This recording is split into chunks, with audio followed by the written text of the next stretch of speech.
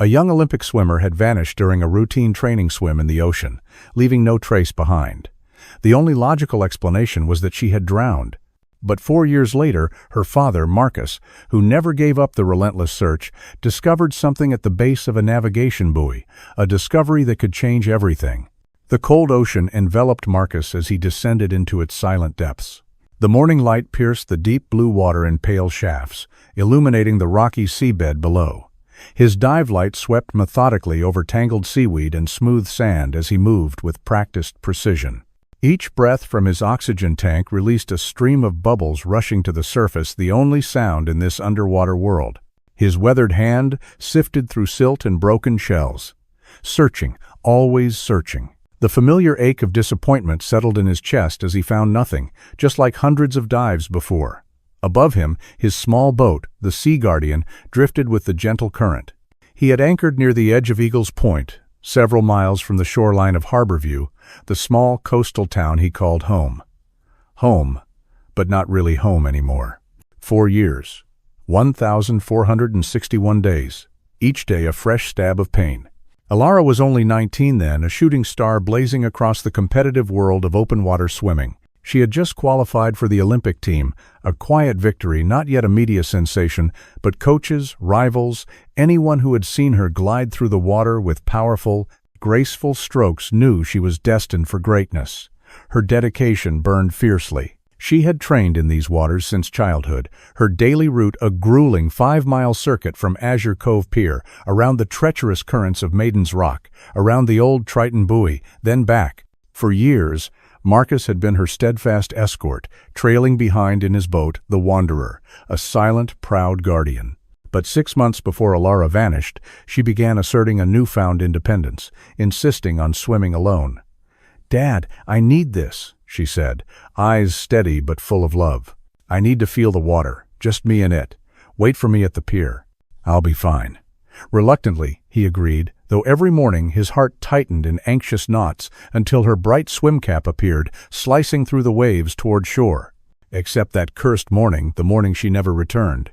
The frantic hours that followed were chaos, frantic calls to the Coast Guard, organizing search teams, Marcus scouring the shoreline from the Wanderer, prayers hoarse in the howling wind. As owner of the most reputable diving service in Azure Cove, Marcus knew these waters well, the unpredictable currents, hidden reefs, sudden storms that could trap even the most seasoned sailors. But experience brought no answers. Week after week, month after month, the official search was called off. Townsfolk sent condolences, their sympathy a suffocating blanket. The investigation, led by pragmatic Detective Harding, concluded the heartbreaking but unavoidable accidental drowning. The sea, a fickle lover, had claimed even the strongest. But Marcus would not accept that. He needed to find her, to bring her home, so she could rest beneath the whispering cypress trees at the town cemetery, not beneath the cold, nameless depths. His only child. Alara radiant, full of life. Today, an inexplicable pull, an uneasy undercurrent in his soul, drew him farther than usual, past Maiden's Rock into less traveled waters. He had dived for hours, joints aching, the bitter taste of familiar disappointment lingering. His oxygen gauge hovered near empty. It was time to surface. When his head broke the surface, the sun was high, sparkling on the waves. He was farther from the Wanderer than planned, the small boat a distant speck. A flicker of worry passed, quickly quelled. He began the long, arduous swim back, his gear heavy and unyielding. Fatigue gnawed at every muscle. He paused to tread water, catch his breath, then he saw it.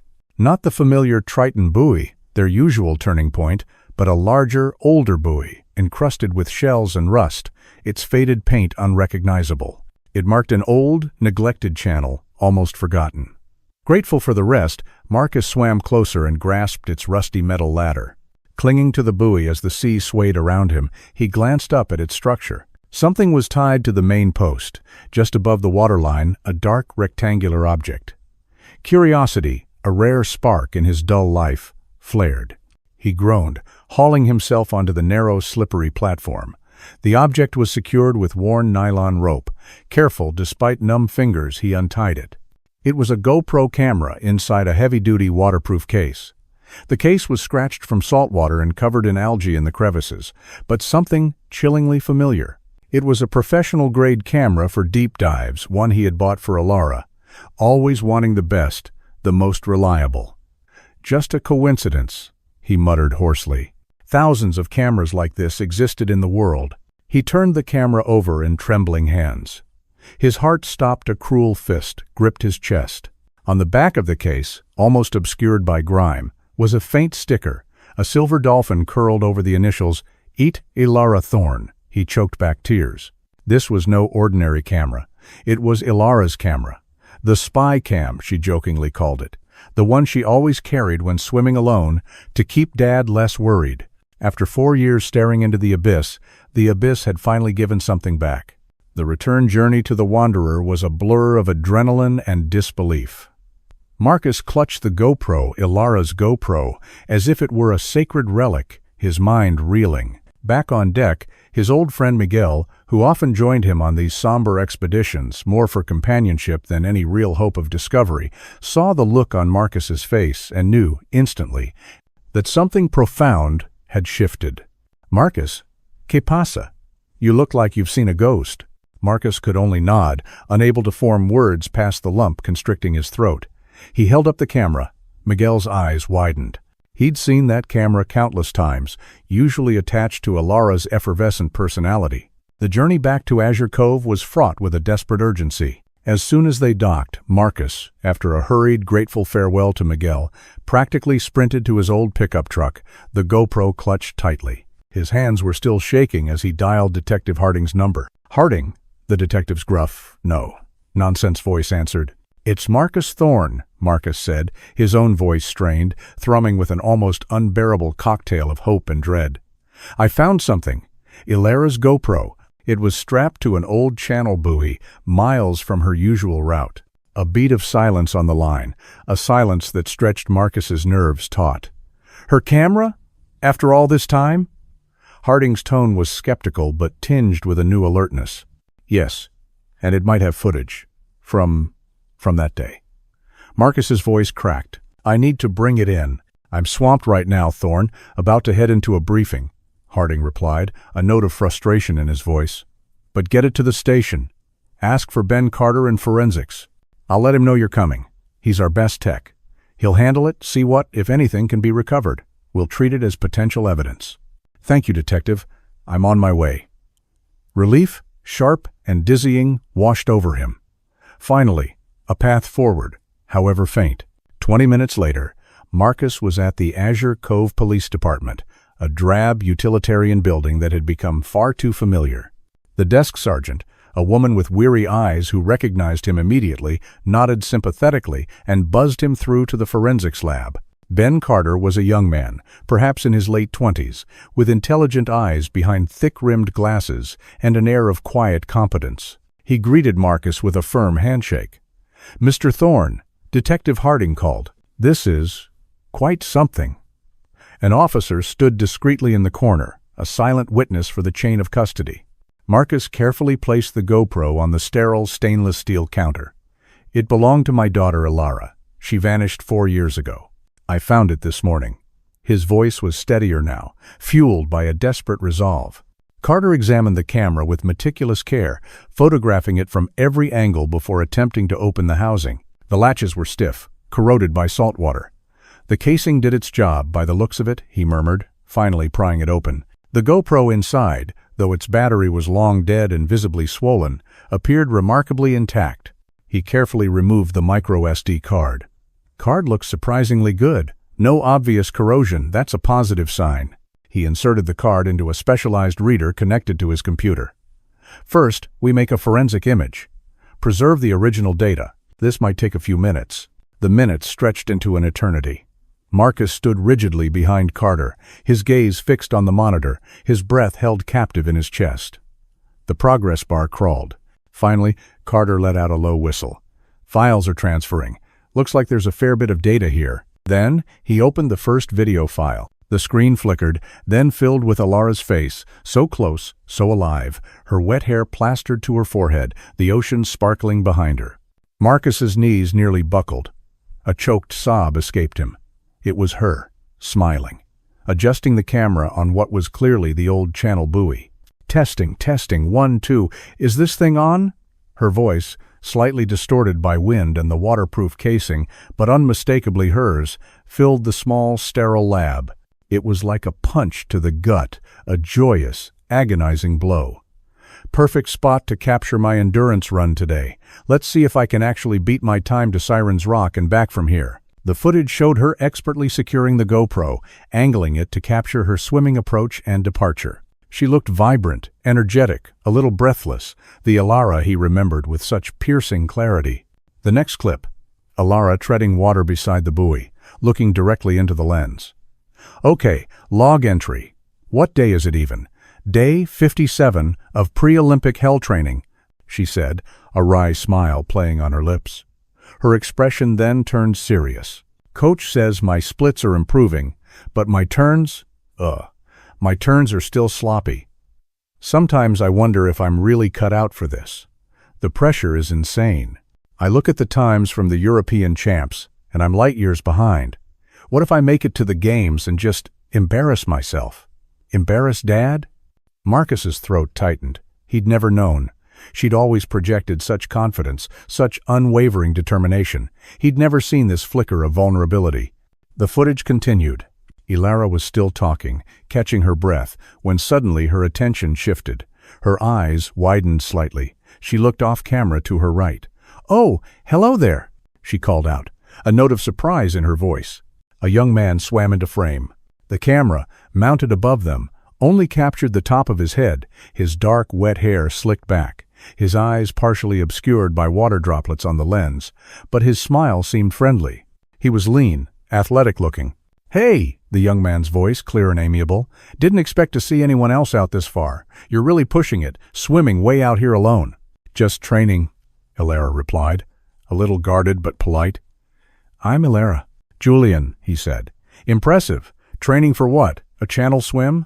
"The Olympics, actually," Alara explained, a touch of pride in her voice. "Open water." "No way! That's incredible!" Julian sounded genuinely impressed. "Are you going to be, like, famous?"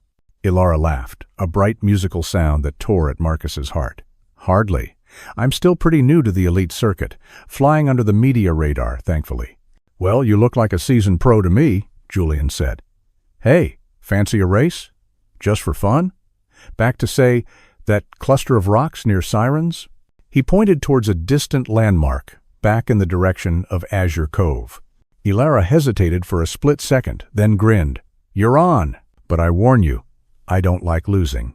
She adjusted her goggles. The two swimmers moved out of frame. For what felt like an eternity, Carter later timed it at nearly 40 minutes. The camera recorded only the gentle, hypnotic sway of the ocean, the rhythmic slosh of water against the buoy. Then, in the far distance, a sleek, powerful speedboat appeared, crossing the frame. The GoPro's fisheye lens distorted the perspective, making it seem even further away, but it was moving fast.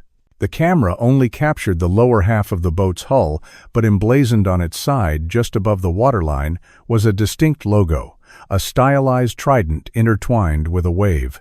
Marcus leaned forward, his eyes narrowed, his breath catching. "Ben, can you enhance that logo? Zoom in." Carter paused the video, his fingers flying across the keyboard. The image pixelated, then sharpened slightly. The logo, though still somewhat blurry, was just clear enough. Beneath the trident and wave, in sleek, modern lettering, were two words, Neptune Dynamics. They continued watching. Hours of empty ocean, the light changing as the sun climbed higher, then began its slow descent. Alara never returned to the buoy. The battery icon on the GoPro's display eventually blinked red, and then the screen went black. "Neptune Dynamics," Marcus murmured, a cold dread seeping into his bones. He knew the name, a high-end marine technology and luxury charter company, relatively new to Azure Cove, but they'd made a splash with their deep-pocketed clientele and sponsorship of local marine events. "Go back to the part with the young man, Julian," Marcus asked, his voice tight. They replayed the interaction, scrutinizing every frame, every nuance. Carter made notes. Approximate age, hair color, the limited facial features. He ran the Neptune Dynamics logo through a reverse image search. Local company, he confirmed. Headquartered here in Azure Cove, main offices down at the new marina development. They provide high-performance boats, submersibles, bespoke maritime experiences. A chilling thought struck Marcus. He'd seen those boats, sleek and predatory, cutting through the waves. He'd even seen their prominent display at the annual Azure Cove Maritime Gala just last year. A gala he was, coincidentally, due to attend tonight, a fundraising event for the local youth sailing program, an event he'd committed to months ago, an event Alara would have championed. Detective Harding needs to see this immediately, Carter said, already initiating a secure transfer of the footage. We'll start investigating Neptune dynamics and try to identify this Julian character. Marcus nodded, a maelstrom of emotions churning within him. Hope, fear, anger, and a terrifying burgeoning suspicion. After 4 years of nothing, he finally had a thread. And he would pull on it until the truth, no matter how monstrous, unraveled. The Azure Cove Grand Hotel ballroom glittered with an almost offensive brilliance. Crystal chandeliers cast a diamond-like shimmer over the well-dressed attendees, the murmur of polite conversation punctuated by the clinking of champagne flutes. Olympic banners and nautical flags adorned the walls, a stark reminder of the world Alara had been poised to conquer. Marcus Thorne felt utterly out of place, his usual attire of faded jeans and work shirts replaced by an ill-fitting suit he'd last worn to a cousin's wedding. He clutched a glass of water, the ice rattling against the sides like the anxieties in his chest. He was supposed to be delivering a short, heartfelt speech, later about water safety and supporting young athletes. A cruel irony, given the day's revelations. His mind wasn't on his prepared remarks, it was replaying the ghostly images from Alara's GoPro, her laughter echoing in the sterile forensics lab, the chilling appearance of Julian, the sleek speedboat with the Neptune Dynamics logo slicing through the distant waves. He'd left the police station hours ago, after Detective Harding had finally arrived, his usual gruffness replaced by a grim intensity as he watched the footage. Harding had promised a full, discreet investigation, starting with Neptune Dynamics and the attempt to identify Julian. He'd cautioned Marcus against any independent action, a warning Marcus had acknowledged with a nod but, in his heart, found difficult to fully accept. A hand clapped him on the shoulder. "Marcus, good to see you out and about, old friend." It was Tom Pritchard, a former Olympic sailor who'd trained with Marcus in their youth, now a respected local businessman. With him was Amelia Hayes, another contemporary, a formidable yachtswoman. "Tom, Amelia," Marcus managed a tight smile.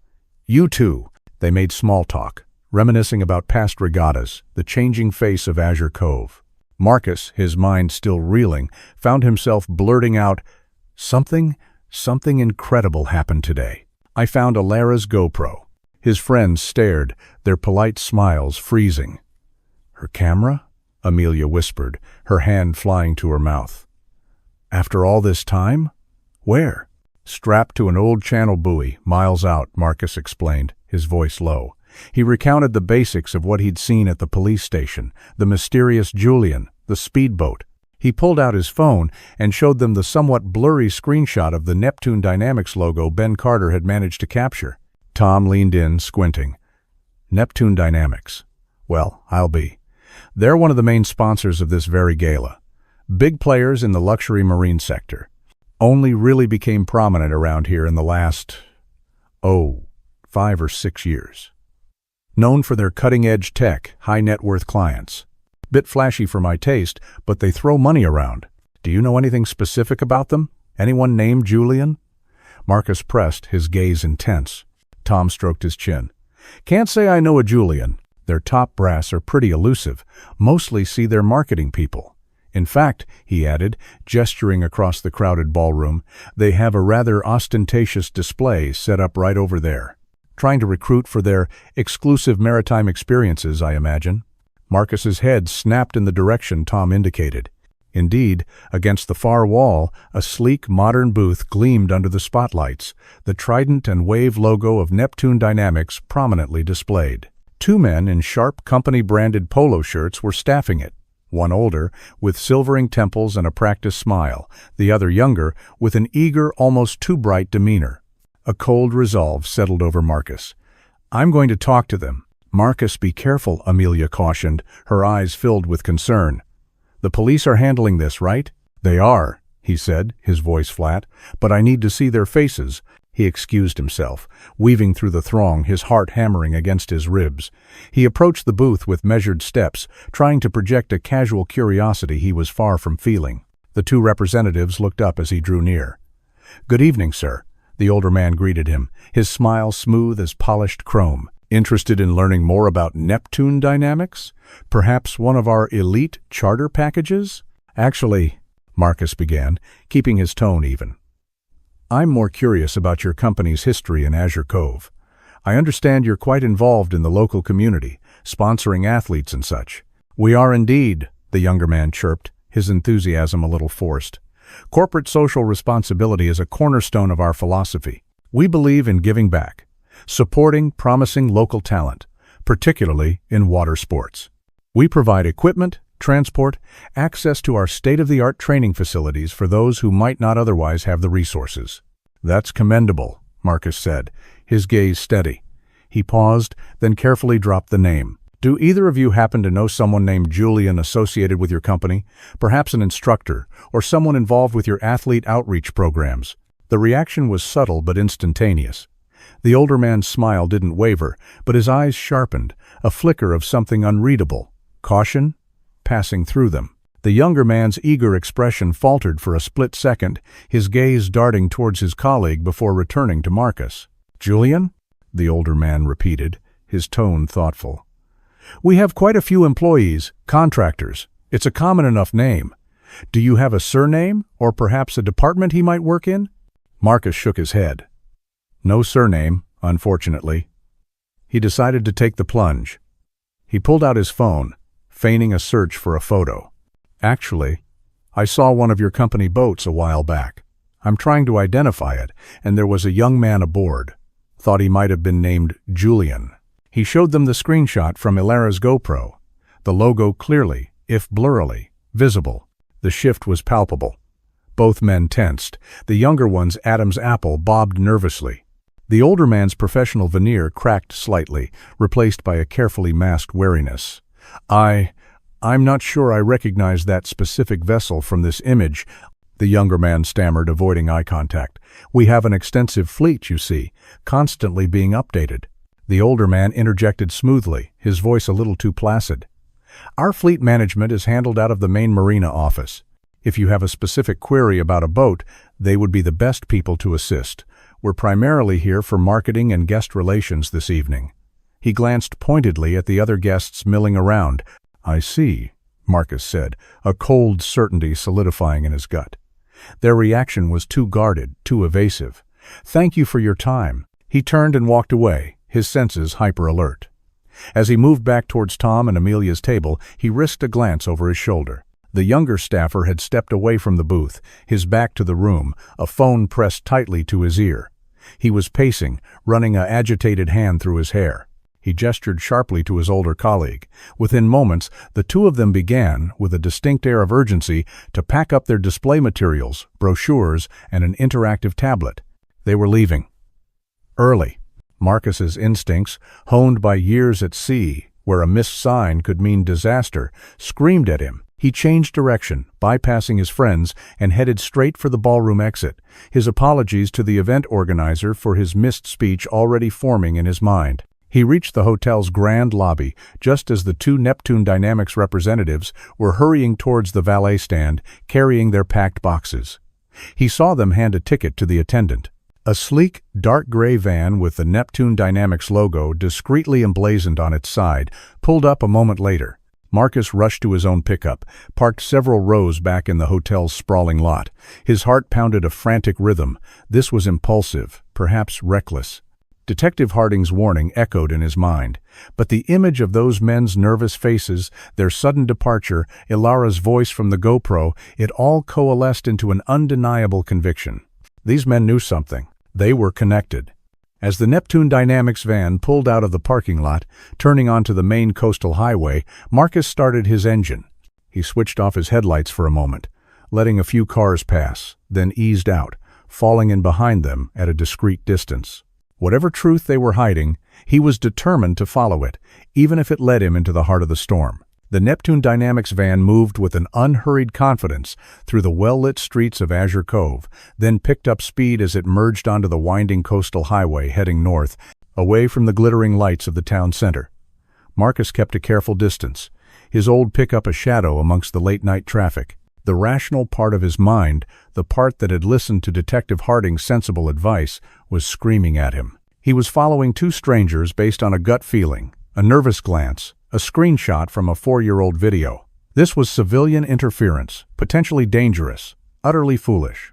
But the father in him, the part that had never truly slept in 4 years, the part that had just heard his daughter's voice after an eternity of silence, drowned out the rational objections. This was no coincidence. The fear in those men's eyes had been real. "Please, Elara," he whispered, his knuckles white on the steering wheel. "Let this lead somewhere. Let me find you." His phone buzzed in its cradle, startling him. Detective Harding's name flashed on the screen. Marcus answered through the truck's Bluetooth system, his voice carefully neutral. "Thorne? Just checking in." Carter's managed to pull some stills of that Julian character. Not great quality, but we're running them through facial recognition databases. Also cross-referencing Neptune Dynamics employee records, though if he's a contractor or uses an alias, it might take time. "Anything on your end?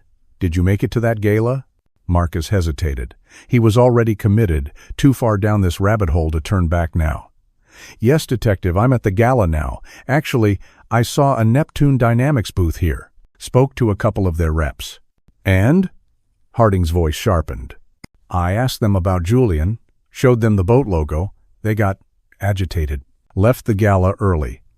I think they were spooked." "Spooked how? Thorne, what are you not telling me?" There was a stern edge to Harding's tone. Marcus took a deep breath. "I'm following them, Detective. They're heading north on the coastal highway." "You're what?" Harding's voice crackled with disapproval. "Marcus, damn it, I told you to stay out of this. That could be incredibly dangerous. You have no idea who these people are, or what they might be involved in. Stand down. Give me their location, vehicle description. I'll dispatch a unit." "Dark gray Mercedes Sprinter van, Neptune Dynamics logo," Marcus relayed, keeping his eyes fixed on the taillights several car lengths ahead. "And I can't just stand down, Harding. Not now. They look scared. They're running from something. Where are they heading? Towards the main Neptune Dynamics Marina complex?" Marcus frowned. The van's indicator was blinking.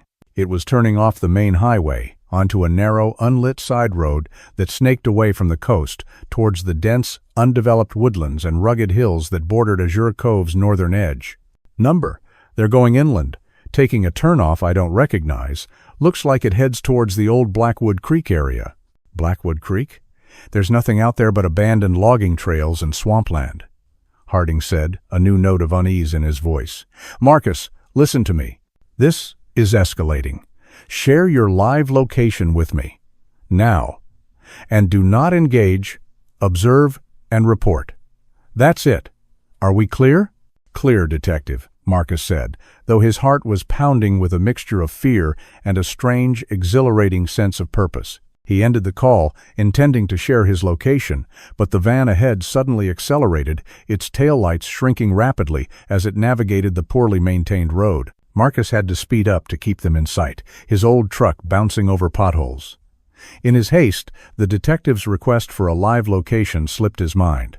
The road, barely more than a dirt track now, wound deeper into the darkness, the canopy of ancient pines and cypress trees closing in overhead, swallowing the faint moonlight. After several miles, the van slowed, its brake lights flaring, and turned sharply onto an even narrower, unmarked track that seemed to plunge directly into the dense undergrowth.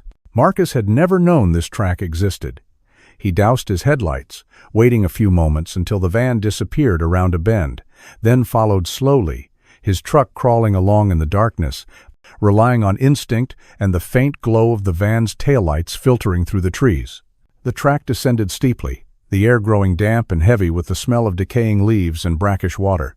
It ended abruptly at a clearing, or rather, what appeared to be an abandoned, dilapidated quay, its wooden pilings rotten, its few ramshackle buildings collapsing under the weight of time and neglect. This was Blackwood Quay, a relic from a bygone era when timber was floated down Blackwood Creek to be loaded onto coastal barges. It was miles from the ocean, connected by a network of increasingly shallow, unnavigable waterways. The Neptune Dynamics van was parked near one of the larger, barn-like structures, its engine off. Marcus killed his own engine well before the clearing, pulling his truck behind a dense thicket of overgrown rhododendrons that provided excellent cover. There were no other vehicles in sight, no signs of life, just the eerie creak of rotting wood and the chorus of unseen nocturnal creatures. This place felt wrong, imbued with a palpable sense of desolation and secrecy. This was no ordinary Neptune Dynamics facility. He exited his truck, moving with the silence of a predator. His senses heightened. He circled the perimeter of the clearing on foot, staying within the shadows of the dense tree line, old boating equipment and discarded refuse providing intermittent cover. He watched as the two men from the gala unloaded several heavy-looking crates from their van. They didn't carry them into the dilapidated building, but towards the rickety main dock that jutted out into the dark, sluggish waters of Blackwood Creek. As they reached the dock, 3 other figures emerged from the shadows of the largest building. They were dressed in dark, practical clothing, their movements quick and purposeful. There was a low, urgent exchange of words, too indistinct for Marcus to make out from his hiding place, about 100 yards away. He needed to get closer. Just as he was contemplating his next move, the quiet thrum of a powerful engine broke the silence. Not a car engine, a boat. A large, sleek speedboat, more of a cabin cruiser or a high-performance crossover vessel, materialized out of the darkness further down the creek, its navigation lights off, gliding silently towards the dock. It was the same type of boat he'd seen in Ilara's GoPro footage. His blood ran cold. 3 more men disembarked from the speedboat, their faces grim, their movements conveying a sense of controlled urgency. One of them, who seemed to be in charge, spoke in a low, authoritative growl that carried across the water in the still night air. "We need to move fast. Secure the packages. The boss is waiting on the yacht, and he's not happy. Doesn't like delays." "Yacht? Boss? Packages?" Marcus ducked behind a stack of old, rusting fuel barrels as 2 of the newly arrived men began a cursory patrol of the quay's perimeter. He pressed himself flat, finding a better hiding spot beneath a large, tattered tarpaulin, covering a pile of what looked like old boat parts.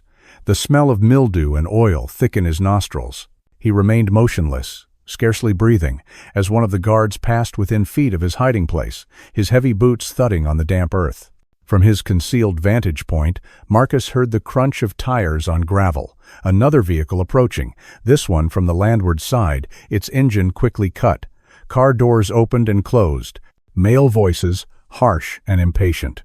And then a sound that made his blood freeze, that turned his heart to a shard of ice in his chest, the unmistakable, terrified sound of women whimpering. Soft, suppressed sobs. "Get in the boat. Now," a gruff voice ordered. "Keep your heads down and stay quiet. Any trouble and you'll regret it." "Please," a female voice begged, barely a whisper, choked with tears. "We've done everything you asked. Just let us go." "Shut up and move," came the brutal reply. The sound of footsteps on the wooden dock followed, shuffling, hesitant. Then the low rumble of the speedboat's powerful engines firing up. Marcus desperately wanted to look, to see if Ilara, his Ilara, might be among those women. But the guards were still too close.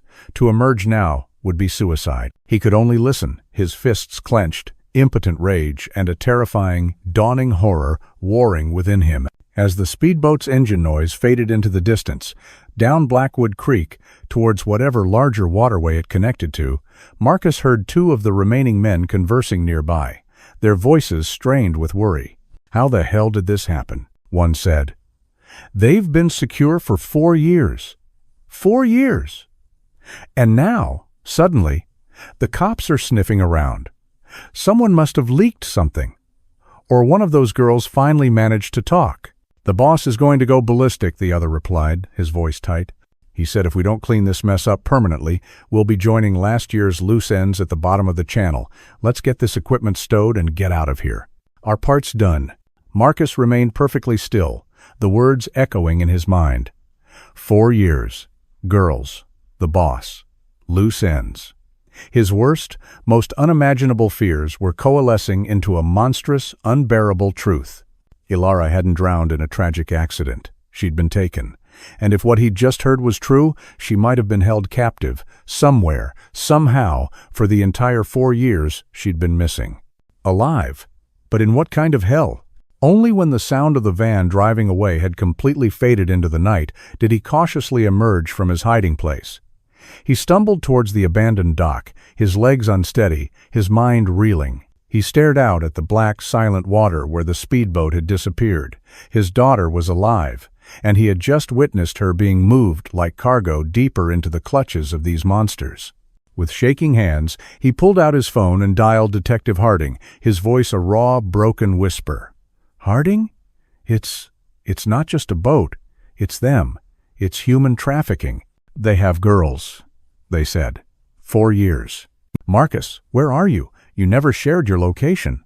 Detective Harding's voice, usually so unflappable, was sharp with urgency, cutting through the fog of Marcus's horror. "Blackwood Key," Marcus choked out, his gaze still fixed on the dark water. "It's an abandoned key, about 10 miles north of Azure Cove, up Blackwood Creek, inland.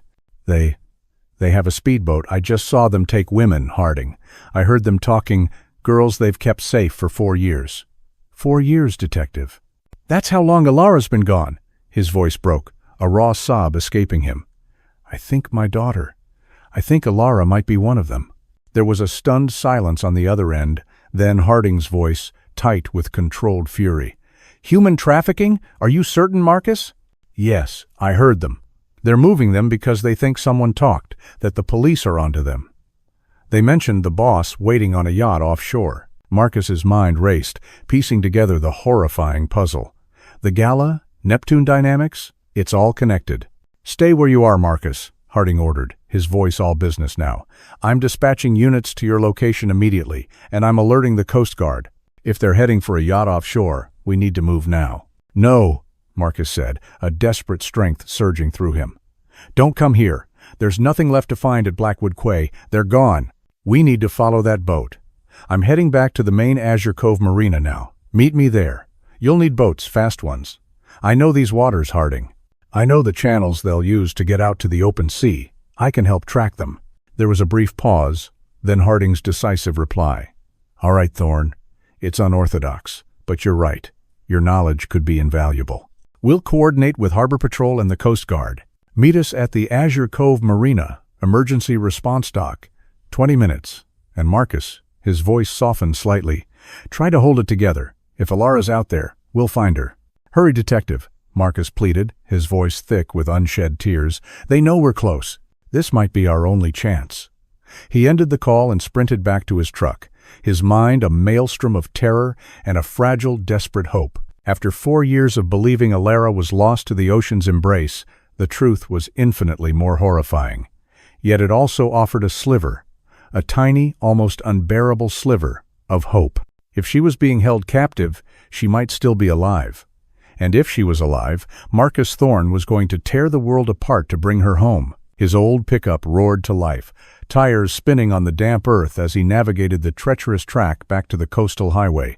His foot pressed hard on the accelerator. He drove like a man possessed, the image of Alara's face, her laughter from the GoPro, the terrified whimpers he'd heard at the quay, all fueling his desperate race against time. He screeched into the Azure Cove Marina parking lot just as the first police cruisers, lights flashing, were arriving. Detective Harding was already there, a whirlwind of activity, coordinating with a grim-faced Harbor Patrol captain and several Coast Guard officers. 2 sleek police interceptor boats and a larger, more formidable Coast Guard cutter were being prepped for immediate departure at the emergency response dock, their engines already rumbling. "Marcus!" Harding called, waving him over. "Good timing. They're taking them to a yacht somewhere offshore. I heard them say, 'The boss is waiting on the yacht.'" Harding nodded grimly. "We've got Marine units mobilizing up and down the coast, and a helicopter is scrambling from the Naval Air Station. Harbor Patrol has been tracking a high-speed, unidentified crossover vessel that exited Blackwood Creek into the main channel about 15 minutes ago, running without navigation lights. Matches your description. They're using their coastal surveillance system, radar and thermal imaging." A young Harbor Patrol officer, tablet in hand, stepped forward.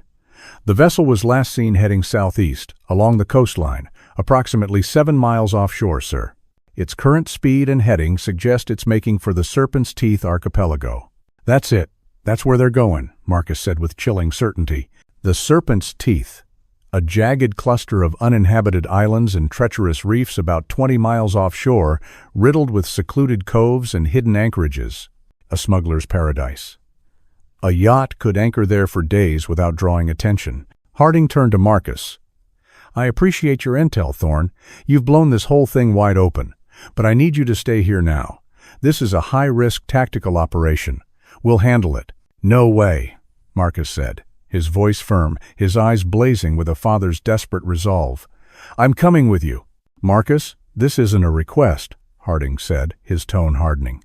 This is a police matter, potentially involving armed and dangerous criminals. You're a civilian.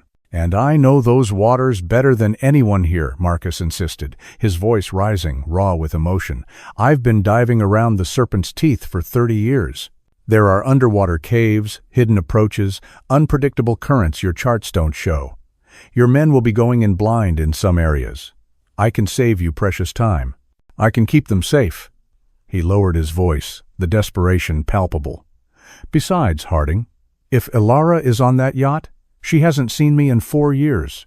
She'll be terrified, traumatized. She'll need her father. She needs to see a friendly face, someone she trusts, amidst the chaos. The detective hesitated, his gaze searching Marcus's. He saw not recklessness, but a deep, unwavering paternal love and an expertise he couldn't ignore.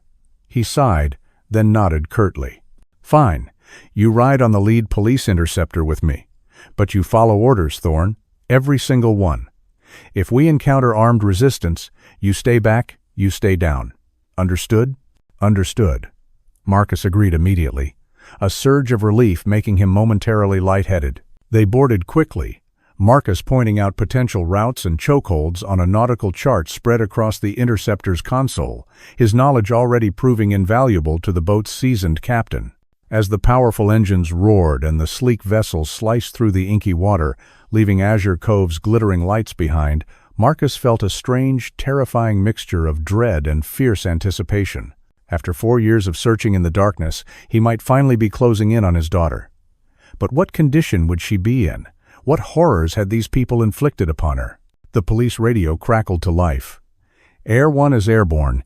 ETA to search area 15 minutes. Harding acknowledged the transmission, then turned to Marcus, his face grim in the dim glow of the instruments. We have teams already digging into Neptune dynamics. Alistair Vance is the owner. Reclusive billionaire. Surface legitimate. Marine tech. Luxury charters. Philanthropic donations to marine conservation. Athletic sponsorships. But we're tearing into his financials, his associates. This Blackwood Quay setup, it stinks of a long-term clandestine operation. The men at the quay mentioned the boss, Marcus recalled, his voice tight. Someone important enough, ruthless enough, to have his people terrified of disappointing him. That would be Vance. We'll find out who's behind this. Every last one of them. Harding promised, his jaw set. Right now, our priority is those women. The boat surged through the water, the wind whipping spray into Marcus's face, each nautical mile a countdown to a confrontation he both craved and dreaded. The thundering rotors of the helicopter grew louder as it swept overhead, a guardian angel in the night sky, racing ahead to begin the search for the yacht among the dark, craggy outlines of the Serpent's Teeth. Nearly an hour later, the radio crackled again, the pilot's voice tense. This is Air 1. We have visual. Large white yacht, approximately 120 feet, anchored in a secluded cove on the leeward side of Dragon's Tooth Island. Crossover vessel matching description is alongside. Confirming, we see movement. They appear to be transferring people from the crossover to the yacht. The pilot relayed the precise coordinates. The police interceptor's captain adjusted course immediately. As they neared the coordinates, they reduced speed, the engines dropping to a low thrum to avoid detection, using the helicopter as their eyes from above. Air 1 reports, crossover has docked with the yacht. Personnel moving between vessels, the radio operator announced. Marcus grabbed a pair of high-powered, gyro-stabilized binoculars from the cabin and scanned the horizon. The moon had risen, casting a silver sheen on the water. After a moment, his breath hitched. He spotted it. A sleek, opulent white yacht, nestled in the shadow of a towering black cliff. The crossover boat was now secured alongside it, like a remora fish attached to a shark.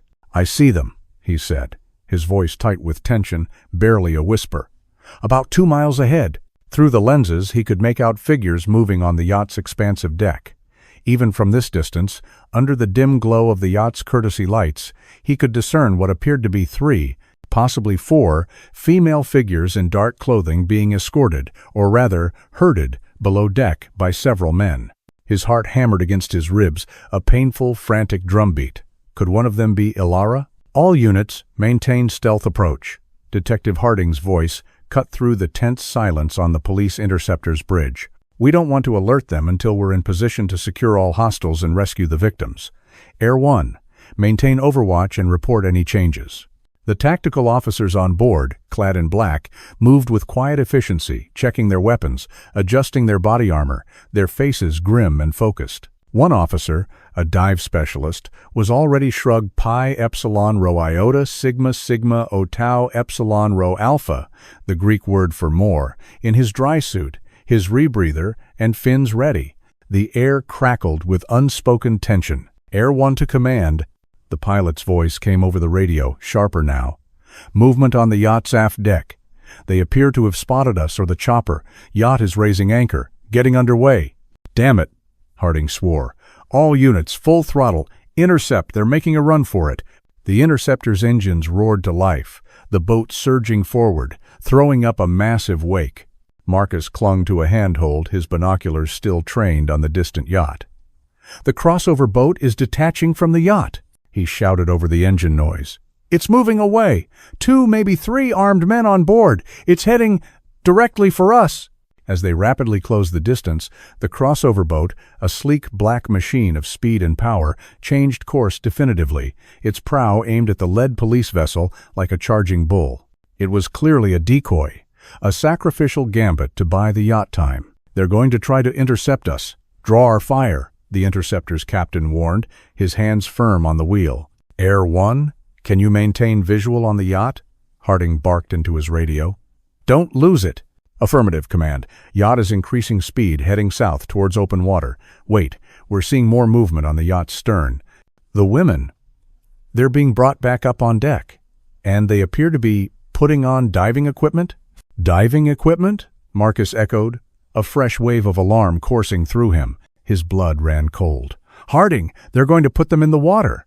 The serpent's teeth are riddled with underwater cave systems, labyrinths. If they know those caves, they could disappear completely, and we'd never find them, especially in the dark." He knew those caves.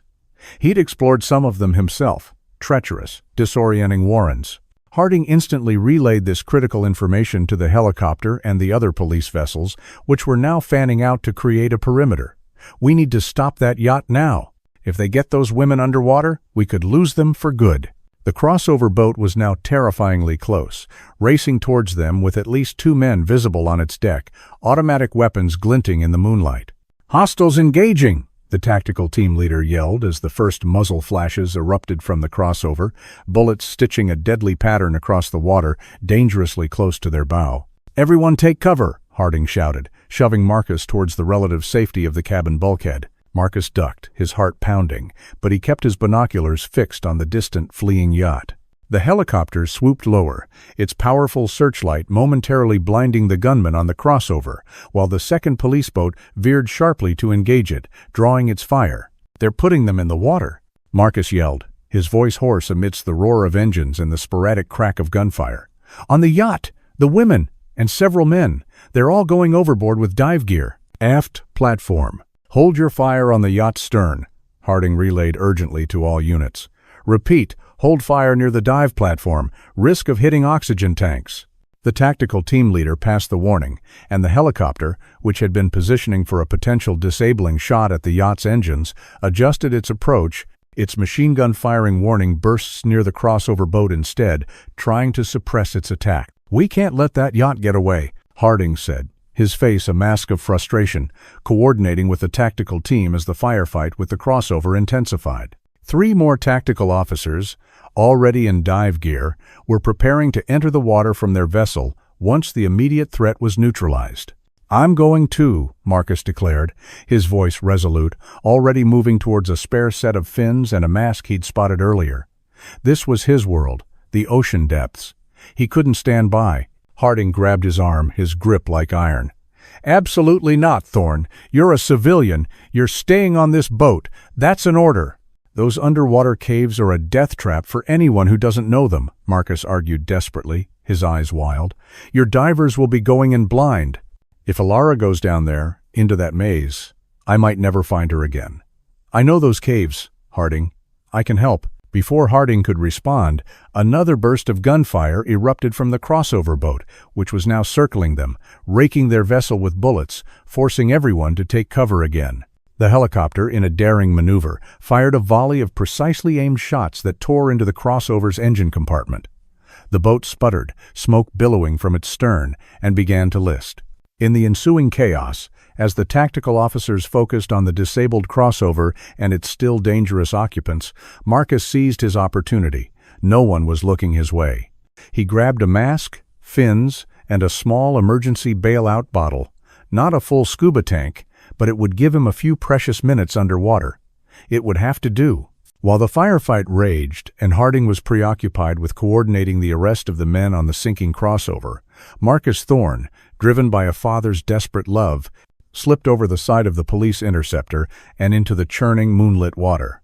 The cold shocked his system, but decades of diving experience, of existing within the ocean's embrace, took over. He surfaced once, orienting himself, spotting the fleeing yacht, now about 500 yards away, its engines still at full power. He could see the faint, telltale streams of bubbles on the surface near its stern. The divers were already down. Then, taking a deep, ragged breath, he filled his lungs, kicked hard with his fins, and dove beneath the waves, a silent, determined hunter, swimming with powerful, desperate strokes towards the only thing in the world that mattered, finding his daughter before she disappeared forever into the black, unforgiving labyrinth beneath the serpent's teeth. "Please, Ilara." His mind screamed against the roaring in his ears. "Hold on, I'm coming." He swam with a primal urgency, his muscles burning, his makeshift breathing apparatus providing just enough air for short, reconnoitering dives. He couldn't stay deep for long, but he hoped to spot the trail of the kidnappers and their victims. On his third shallow dive, peering through the murky water towards the shadowy bulk of the yacht, now closer, he saw them, a cluster of divers, about 30 feet below the surface, moving erratically.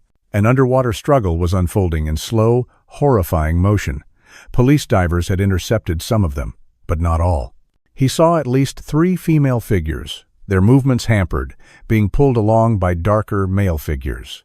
One of the female divers, her silhouette achingly familiar even in the dim light, was fighting, her limbs flailing. Alara. It had to be. He surfaced for a precious gulp of air, his lungs screaming. He couldn't join that fight directly, not with his limited gear, not against armed men who were clearly prepared for underwater resistance. But the yacht itself, was now relatively unattended, its crew either in the water or having fled on the now disabled crossover. A desperate, audacious plan formed in his mind. Instead of diving back down towards the melee, he swam towards the yacht's stern, its swim platform tantalizingly close. He approached from the port side, where he'd be less likely to be seen by anyone still on deck. With a surge of adrenaline, he reached the platform, his fingers scrabbling for purchase on the slippery teak. He hauled himself up, rolling onto the deck, gasping, water streaming from his clothes. He lay there for a moment, catching his breath, then crept along the deserted aft deck, staying low, his eyes scanning for anything he could use. In the yacht's opulent dive preparation area he found it, a rack of professional-grade spear guns, apparently readied for use but then abandoned in the haste of the underwater evacuation. He grabbed one, checked its charge, felt the reassuring weight of it in his hands, armed. Now he could make a difference. His plan was to re-enter the water, join the fight, and free Ilara. But as he turned to head back to the swim platform, a sound made him freeze. The distinct, metallic click of a gun hammer, being cocked, directly behind him. "Don't move a muscle, old man," a young man's voice slurred, laced with alcohol and a chilling amusement. "Drop the toy or I'll put a hole in you." Marcus turned slowly, his heart sinking. Standing before him, swaying slightly, was a young man in his late 20s, his dark hair plastered to his forehead, his eyes bloodshot and wild. In one hand he held a half-empty bottle of expensive-looking whiskey, in the other a heavy-caliber handgun pointed directly at Marcus's chest. Marcus recognized him instantly, even without the distortion of the GoPro lens. It was Julian Vance, Ilara's friendly racing partner from the buoy, the man who had lured his daughter into this nightmare. "Julian," Marcus Thorne breathed, his voice a low, dangerous rumble. The spear gun felt heavy but reassuring in his grip, though he kept it pointed downwards, for now. "You took my daughter." The opulence of the yacht's deck, the distant sounds of the ongoing police operation, the throb of his own pulse, it all faded into a tight, laser focus on the young man before him. Julian Vance let out a short, barking laugh, the sound unhinged. He took a long swig from the whiskey bottle, some of it dribbling down his chin. "Ilara's dad, right? The famous diver she used to talk about. Small world, huh?" He gestured vaguely with the gun. "Fancy meeting you here. Come to join the party?" "Where is she, Julian?" Marcus demanded, his voice like granite. "Why did you do it?" "Why?" Julian's face twisted, a flicker of something. Bitterness? Self-loathing? In his bloodshot eyes. "Orders, old man, always orders. My father, he has tastes." He swayed again, the alcohol clearly taking its toll. "Promised her the world, you know. Olympic glory. Training, resources, connections. All she had to do was be accommodating." He giggled, a chilling, empty sound. "She wasn't very accommodating." "You call this training?" Marcus spat, his grip tightening on the spear gun. "Kidnapping her? Holding her prisoner for 4 years? Don't come any closer," Julian warned, his gun hand wavering as Marcus shifted his weight almost imperceptibly. I didn't touch them, you know." Wasn't allowed. They were his. Always his. His voice dropped to a conspiratorial, drunken whisper. "He's a collector, my father. Collects talent. Young, athletic, beautiful talent. Breaks them, remakes them in his image. Or tries to." He looked suddenly, desperately, miserable. I just helped him find them." "Your father?" Marcus's blood ran cold. The boss they'd mentioned at Blackwood Quay. "Martin, what in the goddamn hell are you doing, you useless drunk?" A new voice, sharp as shattered glass, cut through the tension. A figure emerged from the shadows of the yacht's superstructure, stepping into the dim light of the aft deck. He was older, perhaps in his late 50s, impeccably dressed despite the chaos in a crisp, white linen shirt and tailored trousers. His silver hair was perfectly coiffed, his face patrician, handsome in a cruel, predatory way. He held a sleek, nickel-plated automatic pistol with an unnerving steadiness, pointed directly at Marcus. The family resemblance between him and Julian was unmistakable. The same aristocratic features, the same dark eyes, but where Julian's were clouded with alcohol and weakness, the older man's burned with a cold, ruthless intelligence. This was Alistair Vance, the architect of Ilara's stolen years. "Father," Julian stammered, visibly shrinking under the older man's icy glare. I found him. He was snooping." Alistair Vance's lip curled in a sneer. "Found him? Or were you about to confess your miserable little life story to him, you pathetic whelp?" His gaze, hard as diamonds, shifted to Marcus. "So, you're the girl's father, the persistent diver. I should have had you dealt with years ago. A loose end I foolishly overlooked." "You won't get away with this, Vance," Marcus said, his voice surprisingly steady. He subtly adjusted his grip on the spear gun, calculating the distance, the trajectory. The weapon was designed for underwater use. Its power in open air would be unpredictable, less accurate, but still potentially lethal at this range. Alistair chuckled, a dry, humorless sound. "Oh, I think I already have, Mr. Thorne. 4 years. 4 years she's been under my tutelage. She and the others. Such potential. Such spirit. A shame it had to be. Redirected." He took a step closer, his gun unwavering. "But all good things must come to an end. This little interruption is unfortunate, but manageable. My people are already en route to our alternative arrangements. You, however, are an unforeseen complication that needs to be rectified." "It was you, wasn't it?" Julian suddenly blurted out, his voice rising, hysterical. "You tipped off the police. You wanted out, wanted to pin it all on me." He gestured wildly with his whiskey bottle at his father. Alistair didn't even glance at his son. "Don't be more of an idiot than you already are, Martin. You were always the weak link. Your sentimental attachment to that swimmer, it was a liability." He refocused on Marcus. "Your search ends here, Thorne. You should have stayed in your little dive boat, mourning your tragically drowned daughter." He began to raise his pistol, taking aim at Marcus's head. "I've built an empire. I won't let a nobody like you, or my sniveling offspring, tear it down." In that split second, as Alistair's finger tightened on the trigger, the world exploded.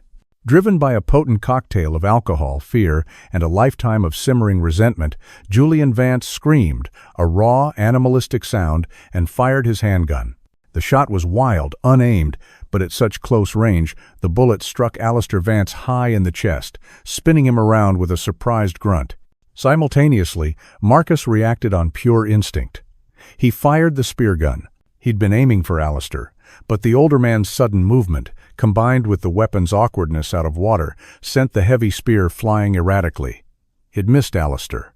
Instead, the barbed steel shaft slammed into Julian Vance's left shoulder with sickening force, embedding itself deep. Julian shrieked, a high-pitched sound of agony and shock, dropping his whiskey bottle, which shattered on the teak deck. He stumbled back, his own gun clattering from nerveless fingers, his eyes wide with disbelief, as he stared at the spear protruding from his shoulder. Alistair Vance staggered, clutching his chest, a dark stain blossoming on his pristine white shirt. He looked down at the spreading blood, then up at his son, his face a mask of astonished fury. "You, treacherous, little." He coughed, blood flecking his lips. He tried to raise his pistol again, but his strength was failing. Before Alistair could fire, before Marcus could react further, a shot rang out from the chaos still unfolding in the water around the yacht. A police sniper, likely positioned on one of the interceptors, having identified Alistair as an armed threat, fired a single, precise shot. The bullet caught Alistair Vance in the head. He crumpled to the deck like a puppet with its strings cut, his expensive pistol skittering across the blood-slicked teak, lifeless.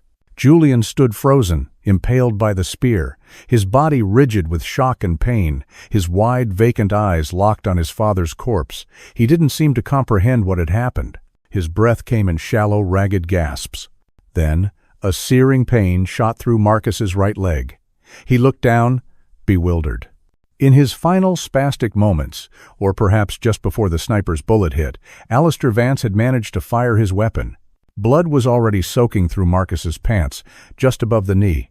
The deck seemed to tilt beneath him. Despite the agony, despite the disorienting shock, Marcus knew he couldn't stay here. Julian was wounded but still a threat, and more of Vance's men could appear at any moment. He had to get back to Alara. Ignoring the fire in his leg and the horrified whimpering sounds Julian was now making, Marcus hobbled to the edge of the yacht's swim platform. He glanced back once at the carnage. Alistair Vance dead, Julian pinned and bleeding. Then, with a desperate prayer, he launched himself back into the cold, dark embrace of the ocean. He hit the water with a jarring impact, the icy shock momentarily numbing the pain in his leg, but each kick of his fins sent fresh waves of agony shooting through his body. A trail of his own blood began to cloud the water behind him as he swam, with failing strength, towards the last place he'd seen the underwater struggle, towards his daughter. The ocean was a chaotic symphony of muffled shouts, engine thrums, and the urgent hiss of dive regulators. Marcus Thorne, bleeding and rapidly weakening, fought against the disorienting currents and the encroaching blackness that threatened to overwhelm his vision. The emergency bailout bottle was nearly spent, offering only shallow, unsatisfying breaths. His wounded leg throbbed with an unbearable, relentless rhythm, each kick a fresh torment. But the image of Alara, struggling against her captors, burned in his mind, a desperate beacon. Underwater, the scene was one of controlled pandemonium. Powerful dive lights from the police tactical team cut through the gloom, illuminating swirling clouds of silt and bubbles. The struggle was still ongoing, though it had shifted. Several of Vance's men were already subdued, their hands cuffed, being escorted towards the surface by grim-faced officers. But a few pockets of resistance remained. Through the churning water, Marcus spotted her. Ilara. She was still fighting, her athletic grace evident even in her desperate struggle against a burly, black-clad diver who was trying to drag her deeper towards the shadowy entrance of an underwater cave. The man had one arm locked around her waist, the other brandishing a dive knife. Ilara, hampered by her own dive gear and the man's superior strength, was twisting, kicking, trying to break free. Another female figure, pale and terrified, was tethered to the same man by a short length of rope tied to their BCDs. With the last dregs of his strength, fueled by a primal surge of adrenaline, Marcus swam towards them. He had no weapon now, only his fists, his teeth, and a father's unyielding determination. The kidnapper, alerted by Marcus's desperate approach or the cloud of blood trailing him, turned, his masked face contemptuous. He saw Marcus, saw his injury, and dismissed him as a threat, raising his dive knife to fend him off, intending to continue his descent into the cave with his captives. As the kidnapper took aim with the knife, preparing to lunge, Marcus saw a dark shape detach itself from the periphery, one of the police divers, moving with swift, silent efficiency. In a perfectly coordinated, unspoken maneuver, just as the kidnapper began his thrust, the officer grabbed the man's knife arm from behind, twisting it savagely. The knife spun away into the darkness. Simultaneously, Marcus reached Ilara and her struggling captor. Despite his rapidly failing state, he lunged for the man's dive regulator, his fingers closing around the thick rubber hose. With a desperate yank, he tore it from the man's mouth. It was a tactic he'd used once years ago to disorient a panicked diver in a tight cave. The sudden loss of air, the gush of frigid water into his lungs, had an immediate effect. The kidnapper panicked, his grip on Ilara momentarily loosening as he flailed for his lost regulator. In that instant, Ilara, sensing her chance, drove an elbow hard into his exposed ribs. Together, Marcus, Ilara, and the police diver overwhelmed the sputtering, choking kidnapper. The officer quickly subdued him, snapping a pair of heavy-duty flex cuffs onto his wrists. Another officer arrived, swiftly cutting the rope that bound Ilara and the other terrified young woman to their now captured tormentor. Ilara turned, her eyes wide and luminous behind her dive mask, finding Marcus's. For a heart-stopping moment, there was only disbelief, a stunned incomprehension. Then, recognition flooded her gaze. A sound, a choked sob, bubbled from her regulator. She reached out a trembling hand towards him, through the swirling water. Marcus tried to reach back, to grasp her hand, to pull her into an embrace. But the world was tilting, the dive lights fracturing into a million glittering shards. The strength, the adrenaline, the sheer willpower that had driven him this far finally deserted him. His vision began to tunnel, darkness encroaching from the edges. The roaring in his ears intensified, then began to fade into a distant, muffled hum.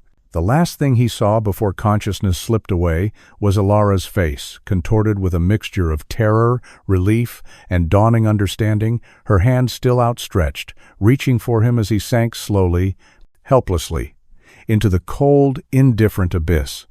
He had found her. He had helped free her. But as the darkness claimed him, a single, agonizing thought pierced through. Would he live to see her truly safe? He felt hands on him, strong, insistent, pulling him upwards. The sensation of breaking the surface, the gasp of air, the chaotic sounds of the rescue, it all registered dimly, as if from a great distance. Then, nothing.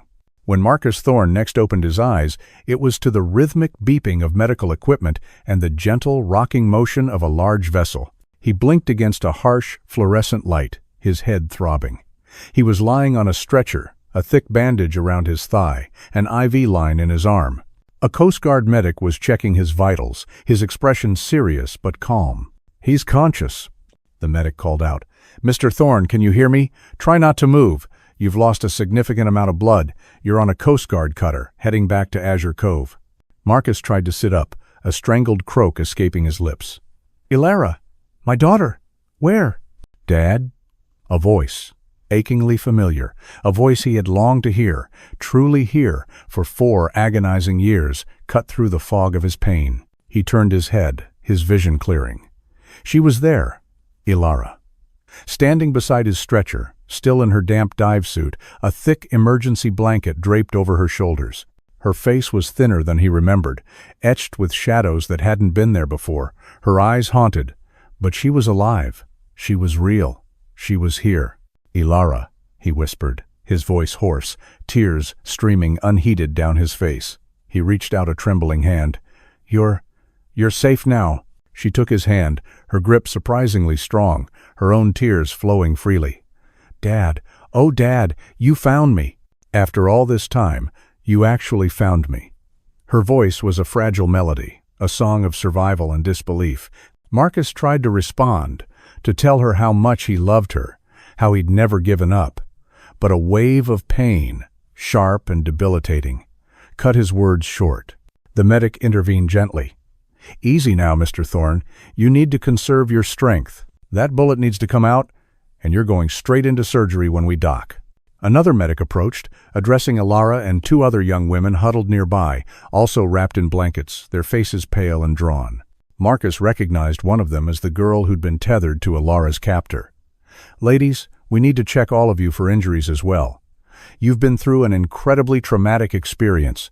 One of the women, blonde and visibly shaking, her voice barely a whisper, asked, Are they all gone? The men who kept us?" A uniformed Coast Guard officer standing nearby nodded, his expression grim. "We've neutralized the threat, ma'am. Alistair Vance, the man we believe was the ringleader, is deceased.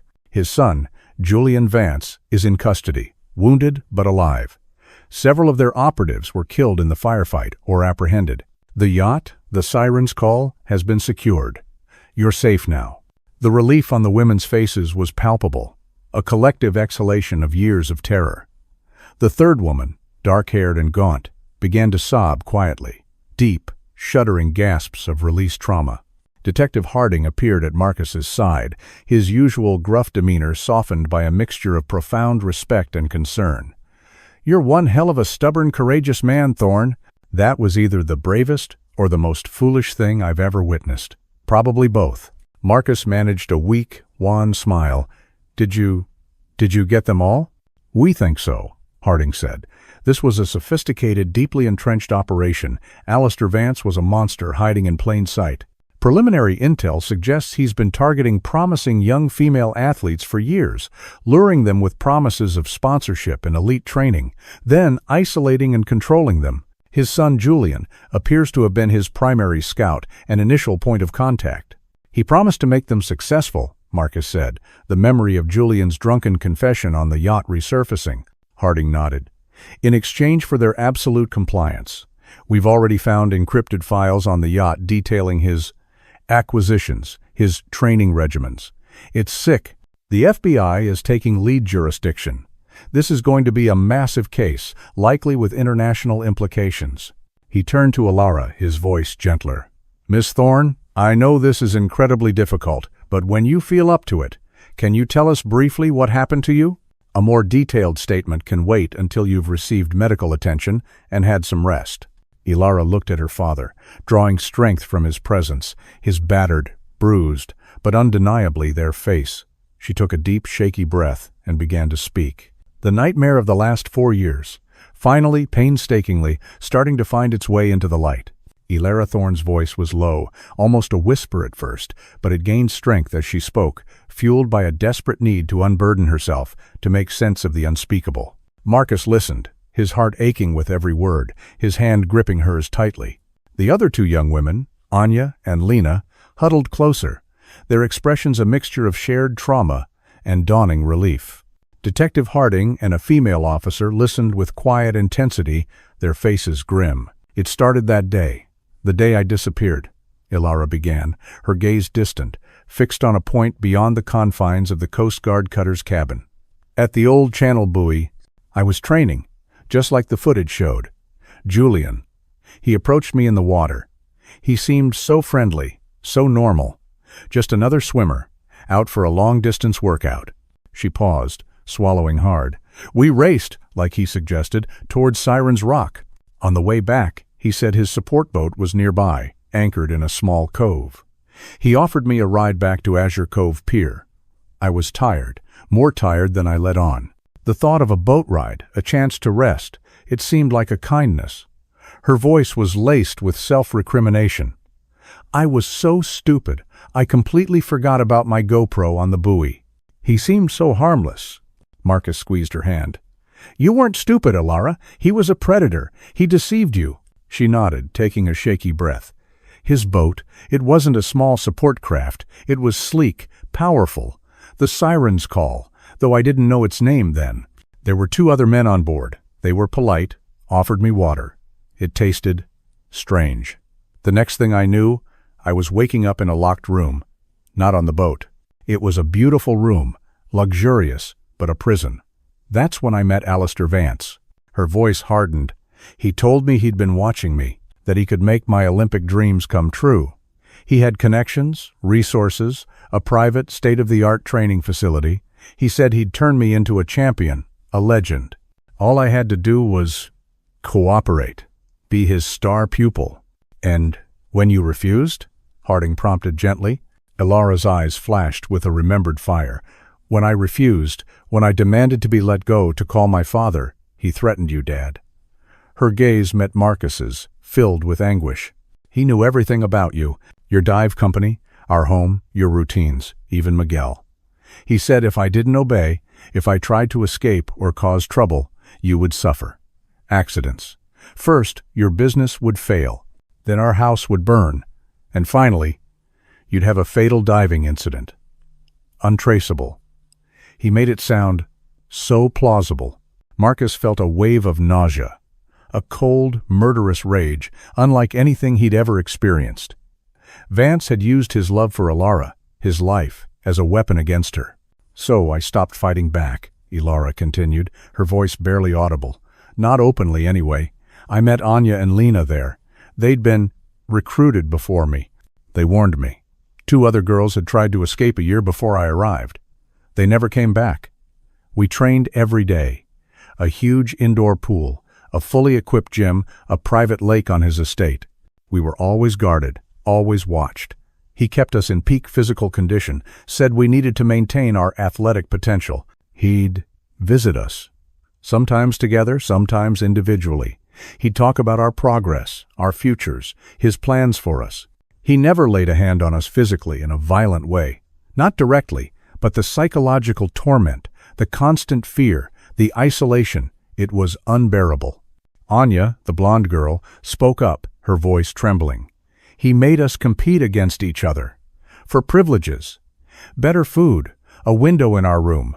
He wanted to break our spirits, turn us against each other. Today was the first time we'd been on the yacht in months, Ilara added. They were panicking. Vance was furious. He kept ranting that someone had talked, that the police were closing in. He suspected Julian, his own son. There was always tension between them. Julian, sometimes he seemed almost sorry for us, but he was too scared of his father to do anything. So, Vance ordered his men to move us, to take us to another, more secure location, he said. That's when your boats appeared. The Coast Guard captain announced they were approaching Azure Cove Harbor. Marcus could see the flashing lights of ambulances and police vehicles lining the pier. The nightmare was ending, but the long, arduous journey of healing was just beginning. The paramedics will take you directly to Azure Cove General, Harding told Marcus. You need surgery on that leg, and soon. I'll need your full statement too, once the doctors clear you. Marcus nodded weakly, the pain in his leg intensifying as the adrenaline finally ebbed. Julian Vance, he murmured. On the yacht, he told me everything, admitted what they were doing, his father's collection. We've got him in custody, Harding assured him. He's singing like a canary, trying to save his own skin. Between his testimony, yours, the girls, and the mountain of evidence we're recovering from the yacht and Vance's estate, none of these monsters will see freedom again. As the cutter docked, medical teams rushed aboard. Marcus was quickly transferred to a gurney, while other paramedics attended to Ilara, Anya, and Lena. Ilara clung to Marcus's hand as they were momentarily separated for transport. "Dad," she whispered, her eyes filled with a maelstrom of emotions, relief, guilt, love. "I should have been braver. I should have found a way to escape, to warn you." Despite his pain, despite the exhaustion that threatened to pull him under, Marcus managed to smile, his heart swelling with an overwhelming love for his courageous, resilient daughter. "Ilara, you survived. You endured an unimaginable hell for 4 years. That's more bravery than anyone could ask for." He paused, a thought striking him, a small miracle in the midst of the horror. And it's a damn good thing you forgot that GoPro on the buoy, sweetheart. Tears welled in Alara's eyes as she nodded, understanding the incredible, improbable chain of events, the stubborn love and sheer chance that had led to her rescue. "I love you, Dad." "I love you too, Alara Bell," Marcus replied, his voice breaking. "I never stopped looking for you. Not for one single day." The paramedics gently pulled them apart, explaining that Marcus needed to get to the operating room immediately. Alara reluctantly let go, watching as they loaded him into a waiting ambulance. "We'll take good care of your father," one of the paramedics assured her. "And the officers will bring you and the other young ladies to the hospital for assessment as soon as you're ready. You'll see him soon." As the ambulance doors closed, Marcus caught a final glimpse of Alara standing on the dock, surrounded by police and medical personnel. Despite everything she had endured, she stood tall, her swimmer's shoulders straight and proud, a survivor, his daughter. In the ambulance, racing towards the hospital, the siren a mournful counterpoint to the throbbing in his leg, Marcus Thorne reflected on the whirlwind of the day's events. That morning, he had been a ghost, haunting the ocean depths, searching without hope, merely existing. Now, against all odds, against a truly monstrous evil, he had found his daughter. He had brought her home. The path ahead would be long and arduous. Alara, Anya, and Lena would carry the scars of their captivity, both visible and invisible, for years to come. There would be statements to give, trials to endure, a lifetime of healing to navigate. But for the first time in 4 excruciating years, Marcus felt truly, profoundly alive. His daughter was safe. She was free. And he would spend the rest of his days making sure she knew how loved, how cherished, how incredibly precious she was. As the pain medication began to take hold, pulling him towards a much-needed oblivion, Marcus's last coherent thought was a prayer of gratitude. Gratitude for his own stubborn, irrational determination, for the miraculous discovery of a small, forgotten camera, and for the second chance he and Alara had been given. Against all odds, they had found their way back to each other. And whatever challenges lay ahead, they would face them together. Father and daughter, bound by an unbreakable love, forged in the depths of despair, and now, finally, stepping into the dawning light,